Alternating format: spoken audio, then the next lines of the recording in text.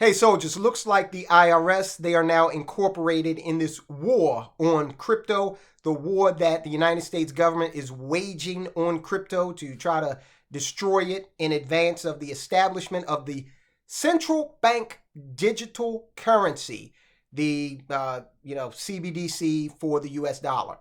Also, the IRS, they want some more guns. They said that, look, it's a dangerous world out there. People are always saying that they don't owe as much as we think they do.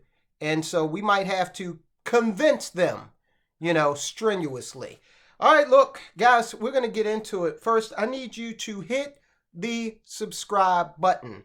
Enlist. Become a soldier of finance. Now, one of the reasons you want to do that is because as the United States loses both economic and political influence, it's going to turn inward and start to take a closer look at you and your assets and what you have in order to appropriate that to keep the Leviathan going for as long as possible. All right. And this is part and parcel of that, what we're going to go over today. So hit subscribe, become a soldier of finance. Also, if you are here as a soldier of finance, long-standing soldier, you just got in, you're a buck private, new recruit, fine. Or if you are just contemplating hitting that subscribe button, which you need to go ahead and do, everybody needs to hit the thumbs up. Go ahead and let the YouTube algorithm know that this is important information that a wider array of people need to know. We're not talking pop culture, sports. We're talking something that actually means something to the bottom line of your life. So go ahead and hit that thumbs up. All right, let me know in the comments that you subscribed, and I will salute you. All right, let's just jump right into it. The IRS chief, now the IRS is being incorporated enthusiastically. They're enthusiastic about it into this war on crypto. Remember, Elizabeth Warren, she's going to run for president again. Senator Elizabeth Warren, she's going to run for president again, and she's already said that a large part of her platform will be a war against crypto. Okay. Now, Elizabeth Warren's a very wealthy woman. All those senators are. You want a get rich quick scheme? There is one. Get elected, okay? And then somehow you go from a net worth that's down here, you spend a few years in the House or the Senate, and then your net worth goes up to there. I just don't know how it happens. Maybe because you are privy to all kinds of information that you can then you can predicate your investment decisions on. Now, out here in the real world, that would be called insider trading. You'd be locked up in the Martha Stewart wing of your nearest or not so nearest federal prison. But it's a different story for those who make the laws, right? Kind of weird how that works, right? The IRS Commissioner, he has basically revealed that he wants to hire a lot more armed agents. IRS Commissioner Daniel Werfel on Thursday provided details about plans to hire armed agents in the agency's Criminal Investigations Division. Now, they already have people running around with guns. Isn't it interesting how the same government that is out there every day, all day, trying to take away your Second Amendment rights wants more? I thought they said guns weren't the answer. But here we have the chief of the IRS, Mr. Daniel Werfel. He's saying that, yeah, guns are the answer, as a matter of fact, and we need more of them. Look, the Second Amendment was established as a check. Now, we have the First Amendment first for the reason. The Second Amendment is the teeth of the Constitution, and people are always saying, I think Joe Biden has actually said this, oh, what are you going to do? You're going to point your rifle at an F-16? Well, that presupposes that you will order an F-16 to fire on an American citizen. So what exactly are you saying, sir? Okay.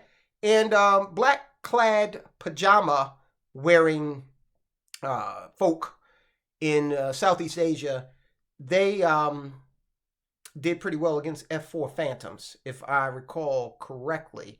All right. So never count out a citizenry that is determined to maintain its independence from big government. We also saw the Taliban just run the United States out of Afghanistan. They did the same thing to the British and to the Russians. So take that as, for what it's worth, for what you will. Werfel said in a call with reporters that the share of staff working in the IRS Criminal Investigation Division would not climb above the current level of around 2.6% of the IRS's overall workforce. Now, that's supposed to make you feel comfortable. You're supposed to say, whoo, they're going to keep it at the same level. Yeah, they're going to keep it at the same percentage. All right. But if you're hiring more people overall, and that means while the percentage may remain at 2.6%, the actual real number is going to go up. And that's just simple mathematics, but he put it that way because, unfortunately, most of America doesn't understand simple mathematics. Let's just be real about it. There are no plans to increase the hiring rate at the IRS Criminal Investigation Unit, Werfel said. That's also doublespeak. No plans to increase the hiring rate. So whatever the rate is, again, like the percentage of overall employees in that Criminal Investigation Division, that'll remain the same, but it will represent a larger number. The IRS Criminal Investigation Unit examines potential criminal activity related to tax crimes and makes recommendations for prosecution to the tax division of the Department of Justice. Now, when you think about tax crimes, I'm not saying they don't exist, and I would encourage every soldier of finance to pay every penny that they owe in taxes. Let's keep it legal, folks, because you don't want to have to come out of your pocket with legal fees to defend yourself. You don't want to get convicted and have to, waste time in a prison cell or have to pay some sort of restitution. That's all antithetical to your march toward actual economic independence. All right, so let's keep it above board. At least everybody knows the soldiers of finance. Definitely, we do that. But we're also not saying that financial crimes of this nature do not exist. We know they do. And I understand why they would need a criminal investigation division. But what I don't understand is why they need to be armed, quite frankly. Because if someone has made an intentional rounding error on a tax form, their weapon would appear to be a calculator. All right. And the old saying, never bring a calculator to a gunfight. Okay.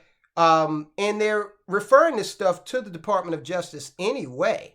So if there is some violence in terms of, going down at some point, why can't the Department of Justice, already well armed, why can't they get involved in that? And I know they do raids also to kind of pop in, and you've seen the IRS go into these office buildings. They've come out with boxes worth of stuff to examine. Yeah, okay, I get it. And you can have some law enforcement with you there, but gets a little interesting to me when you're talking about how an IRS agent is supposed to be concerning themselves with numbers and mathematics, starts carrying around guns. Okay, especially in a country where the government in place is telling you that guns aren't the answer. Okay. All right. Now, the other aspect of this is that the IRS is going to be used to help prosecute this war on crypto. Okay. And this is, again, I know I sound like a broken record, but I will keep on saying it. The whole thing with the IRS, the whole thing with crypto is that while the concept is great, okay, I really believe in the concept of crypto, but the execution has one major obstacle, and that is the governments of the world, specifically the United States government in the case of here in America. The Chinese government, okay, they straight up banned crypto because they came out and just basically opened up and revealed for the world to see how governments really feel about crypto. It interferes with their power over the citizenry, over the fiat currency. They are the sole arbiters of that fiat currency. And as we move into the CBDC environment, where your purchases are going to be tracked, CBDCs are going to be made programmable so that if you are supposed to stay in your house because they have some sort of medical thing going on and they've ordered people to stay at home, well, if you leave the confines of your area that you are supposed to be in, your money is not going to work. That's how a programmable CBDC works. Look, a lot of people out there are going to say, that's just conspiracy. Wait a few months. Okay, the underlying structure for the CBDC here in America will be in place in July. Fed now, okay? And it will snowball from there. All right, the Internal Revenue Service said it would increase enforcement in the area of digital asset transactions and listed transactions. The federal agency identified certain transactions to have high-risk issues in non-compliance and vowed to ramp up enforcement in those transactions. We're talking about crypto here, folks. Quote, the IRS tracks many known high-risk issues in non-compliance, such as digital asset transactions, listed transactions, and certain international issues. These issues arise in multiple taxpayer segments, and data analysis shows a higher potential for non-compliance. That's just IRS speak for, we're coming after you. You own these digital assets, just know we're going to be working with other agencies in the government, track this stuff, and make sure we know who has what, who's buying what, who's selling what. We will prioritize resources to increase enforcement activities, including criminal investigations, as important. Now, again, that is an Achilles heel of crypto. I know people don't want to hear this, but it's true. If the nation can establish laws that allow it to track this kind of stuff and know what you have, then they can link it to their overall criminal. Yes, it's a criminal thing, but the C in CBDC stands for central bank digital currency. They can link it to that and bring you under the same rubric of control that everybody else is. This is what's going on in China, as a matter of fact, because in China, one of the reasons why they outlawed crypto is because people are trying to get their money out of China into the United States and other countries. If you look at the increase in immigrants from China to the United States of America and illegal immigrants, do you know they're catching more and more Chinese nationals crossing that Rio Grande border? Yeah, look it up. So people are trying to get their money out of China. Crypto was helping to facilitate that, and now that can't happen because China has outlawed crypto.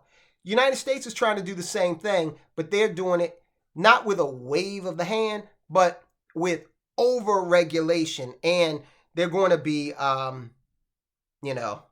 just focusing intently on it from the standpoint of the IRS. According to the plan, the IRS will develop the information platform to support digital asset reporting and analytics tools to increase digital asset compliance in the fiscal year 2024. So this is not 10 years from now. This is right now, which is between the fiscal year of 2024 is between April 1st of 2023 and March 1st of 2024. So we're already in the time period that they're talking about.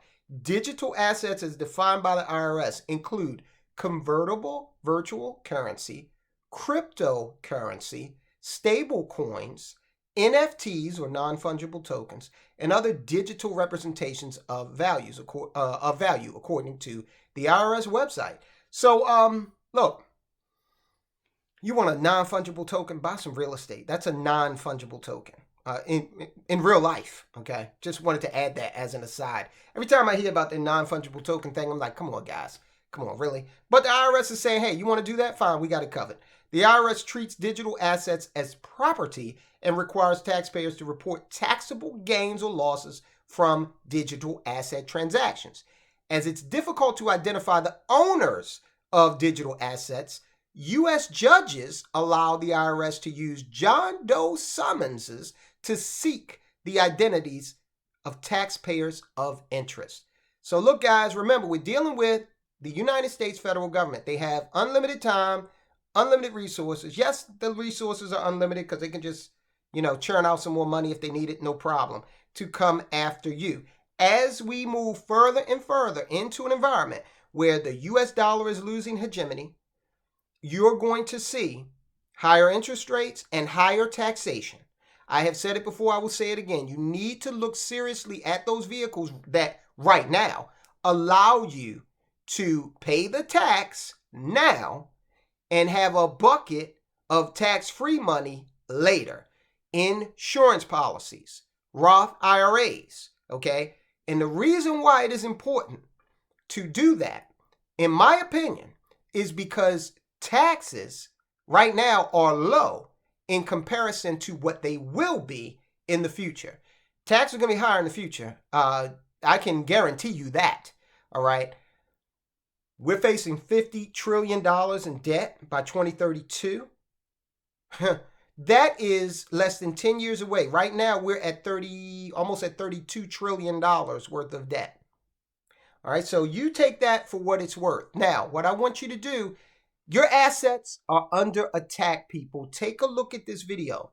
The head of the largest bank in America has come out and publicly stated that he believes that governments, large corporations, and non-governmental organizations defined as they, okay, they're coming to get you. He believes that they should be able to seize one of your most important and lucrative assets. He said it publicly. He is a reputable source. Okay, this is not some guy on the street corner hollering out this stuff before he says the end is nigh. This is one of the biggest financiers in the world.